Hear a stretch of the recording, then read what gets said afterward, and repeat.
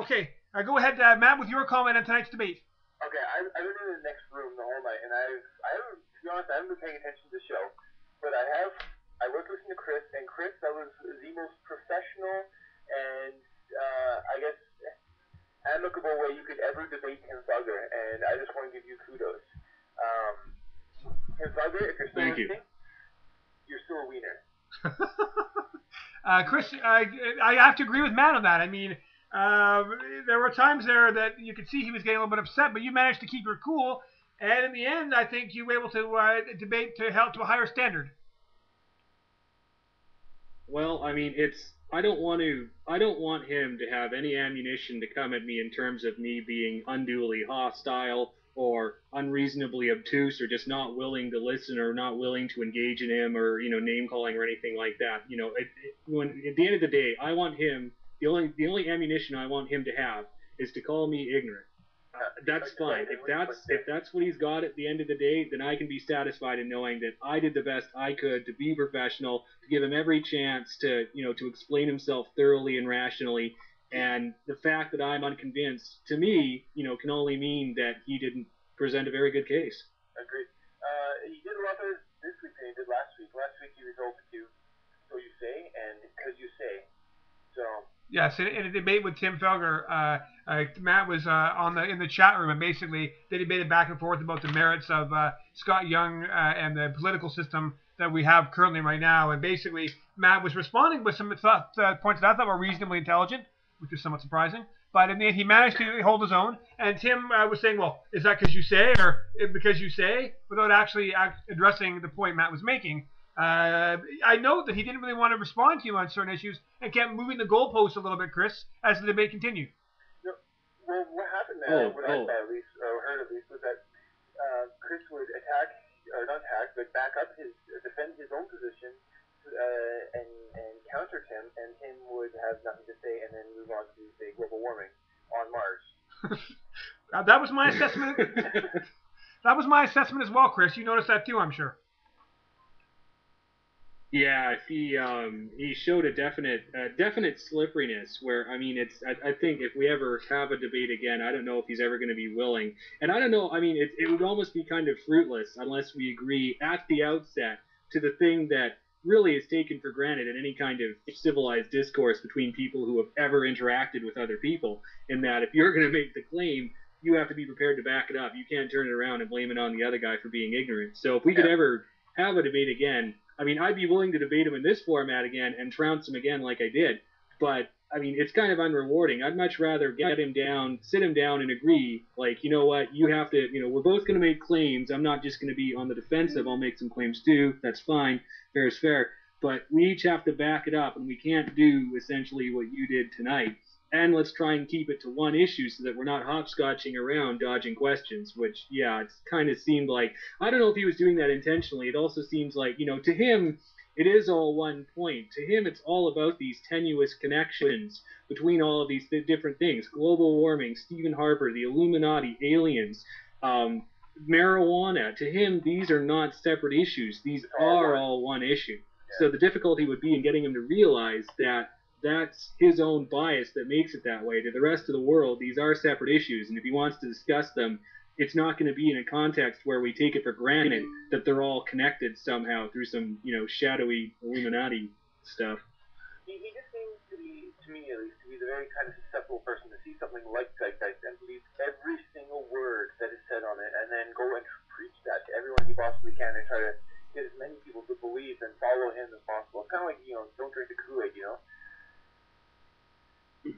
Yeah, absolutely. He is. I mean, I have no doubt that he's very passionate about what he believes in, and he thinks that he's got it all worked out, and that really translates into that eagerness to help. I don't think he's really involved with like trying to force people to believe it. He wants them to believe it because he's so convinced of it himself, but he just doesn't really have the intellectual rigor. Which is not saying he's stupid. It's nothing about his intellect. It's just he doesn't have the training, or he's just being purposely obtuse about it. He's just not recognizing that he's not making a good point, and that's why he's not being listened to. Yeah, I think he's a very smart man. He just doesn't know how to articulate himself and his points, and he tends to take things way overboard. I would tend to. Yeah, it's that. Go ahead, Chris. Oh, I was just going to say, yeah, I agree 110%. I mean, personally, I think that most of his points are without merit anyways, but he could certainly do a lot better job of representing them and presenting them if he was, I mean, not so much more articulate. I mean, his vocabulary and all that is fine, but he needs some more training, for lack of a better word. I mean, it'd be the kind of thing where I'd suggest he needs to go to university and take some critical thinking courses, but from what he was saying, it sounds like he's already done that, so it might be a lost cause. And he needs to go again. Matt, thanks for your comments, and I appreciate your viewpoint. Okay, thanks, Chris. Thank you. Matt basically saying that you won the debate. Trevor, do I have you on the line right now? Can you hear my voice? Yes, I can. No. Oh, you can. Okay. Trevor, what was your opinion? I'm here. What was your opinion of tonight's debate, Trevor, from what you were able to hear? What I was able to hear, it's kind of interesting. I think I was writing there a couple of comments down. It's very interesting when we were talking about UFOs. Kind of grabbed that topic out of space there to kind of divert everyone from what the topic really was. But as I did, I walked across Canada, coast to coast, and then halfway back, and most of that was during the night, and I did not see a single UFO whatsoever. Chris, yeah, you hear it. No UFOs, apparently. Well, I mean, that's I have no opinion on that one way or the other. I'd like to believe that extraterrestrial intelligence exists and would come to Earth and have the intelligence to not judge us based on our leaders. That would be a nice thing. There's a bit of pie in the sky for you. Trevor, would you then say that you think that Chris was able to debate perhaps on more solid ground than Tim Felger? I do believe so. I do believe so. I was quite impressed with his last comment there that kind of wrapped things up with that. I think it was just a complete shutdown. Definitely, Chris, you won that. You won that hands down. Well, thank you very much. There was definitely a point when I realized there's two ways I can do this. I can either really try and pin him down, like I was trying to do with the Stephen Harper thing for a while there, and I can ride this into the ground until he just finally either gets flustered and yells at me or admits that he's got nothing, which with the former being the more probable. Or I can just go with it, and then I can sum it up at the end and say, you know what, we didn't really debate any of these issues. Nothing substantive was really brought up in that entire discussion. In the end, all that this entire exercise showed was my point in the end, that he is not actually capable of having a substantive conversation unless he first agrees to the caveat that the guy who's making the claim has to provide the evidence, which, most cases you don't need to spell out. People just understand that.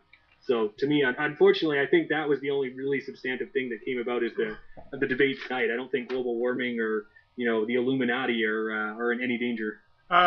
Trevor, do you think that Stephen Harper could be a member of the Illuminati? I must have missed that part. I don't even know what the Illuminati is. That's how uneducated I am. I guess I got to read a book about that. What is this? Well, clearly you have illuminate to do me or whatever. Okay, illuminate that for me, though. Somebody, please. Chris, go ahead. Well, I'm a little bit ignorant about it too because I don't actually believe that it exists. But as far as I know, the Illuminati is kind of the basic conspiracy theory about an overarching global network of control operated by a few people that's existed for hundreds of years. There are various discussions of where it started, Knights Templar, Catholic Church, all that sort of thing. But basically that there's one group of people controlling everything that happens in the world on every level of every government and corporations, etc., etc. And apparently they have secret swearing and oath ceremonies, of which Stephen Harper has been a participant, and no doubt George Bush as well. I just don't think Stephen Harper's smart enough. Trevor, what do you say? I'm not going to comment on that because I think I was actually a member of the Conservative Party, and I voted for him. I'm sorry. Nice, Fred. Nice. Really unbiased journalistic approach there. I'm sorry. What can I say? I'm sorry. I got tired of shooting at Tim. I'm going to take a pot shot at you too. Go ahead, Trevor. I had a primary reason. I had a good reason. It was all about us not having an opposition back then, and that's why I voted for an opposition. Any opposition would do. And I have this saying, there's no truth without opposition.